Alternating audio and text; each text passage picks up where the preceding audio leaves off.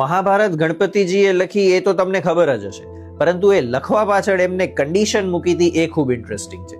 તો થયું એવું કે વેદવ્યાસજીને જ્યારે મહાભારત લખાવી હતી ત્યારે એ ગણપતિજી પાસે જાય છે, તો ગણપતિજી એક કન્ડિશન મૂકે છે કે હું આ એક કન્ડિશન હોય ને તો જ લખું, અને એ કે લખતા સમયે મારી જે લેખની છે, જે પેન છે, એ ઊભી ન રહેવી જોઈએ. ત્યારે વેદવ્યાસજી સામે કાઉન્ટર કન્ડિશન મૂકે છે કે હા વાંધો નહીં, પણ તમે લખશો ત્યારે જ જ્યારે હું જે પણ શ્લોક કહું છું એનો અર્થ, એનો મર્મ તમે સમજ્યા હશો. અને એટલે જ વચ્ચે વચ્ચે વેદવ્યાસજીએ જાણી જોઈને 8800 એવા કુટહ શ્લોકોની રચના કરી કે જે કીધા પછી ગણપતિજીને થોડા ક્ષણ માટે વિચારવું પડતું હતું. અને આ જે વચ્ચેનો સમય મળતો એમાં વેદવ્યાસજી આગળના જે શ્લોકો હતા એની રચના કરી લેતા, અને એ રીતે 1,217 શ્લોક વાળી આ મહાભારત છે એ લખાણી. અને મહાભારતનો જે મૂળ નામ જ્યારે લખાણી ત્યારે જય હતું.